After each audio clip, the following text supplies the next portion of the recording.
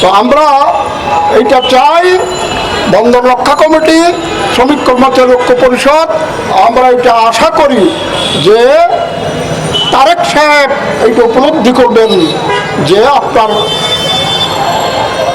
উদ্দেশ্যমূলকভাবে আপনার কিছু পরামর্শদাতা তারা যদি খারাপ পরামর্শ দেন এইটা আপনি নিশ্চয়ই গ্রহণ করবেন না।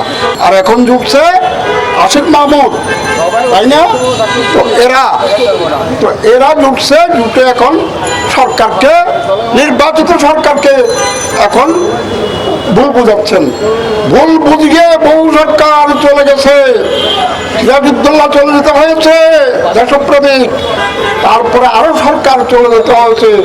ভুল ধারণ করবেন না, রাজনীতি আমরাও করে আপনিও করে আসছেন। জনগণের সরকার যখন গণতান্ত্রিকভাবে নির্বাচিত হয়, গণতন্ত্রের শত্রুরা তার বিরুদ্ধে ষড়যন্ত্র করে। সরকারকে যেমন আমাদের কাছ থেকে টেনে নিয়ে যেতে চাচ্ছে লুটেরারা তাদের পক্ষে, তেমনি এই সরকারকে দুর্বল করার জন্য, জলবিচ্ছিন্ন করার জন্য ষড়যন্ত্র আছে। এই যে পোর্ট বিদেশিদেরকে দিয়ে দেওয়া, এটাও জনবিচ্ছিন্ন করার ষড়যন্ত্রের একটি পার্ট। এই পার্ট থেকে সরকারকে রক্ষার দায়িত্ব কাদের? আমাদের। আমরা সেই জন্যই আন্দোলন করছি এবং এই আন্দোলনের ধারাবাহিকতায় অনেক রৌদ্র বেড়ে যাচ্ছে, আপনাদের কষ্ট বাড়বে।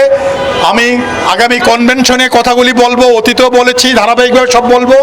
আজকে সব বলবো না, শুধু বলবো আমাদের রক্ত ঘামের অর্থে তৈরি করা এই বন্দর, এই কন্টেনার টার্মিনাল, এই লাভজনক কন্টেনার টার্মিনাল, যে কন্টেনার টার্মিনাল তার ডিজাইন ক্যাপাসিটির চেয়ে বেশি হ্যান্ডলিং করছে, সেইটা আমরা অন্যদের হাতে তুলে দেব না।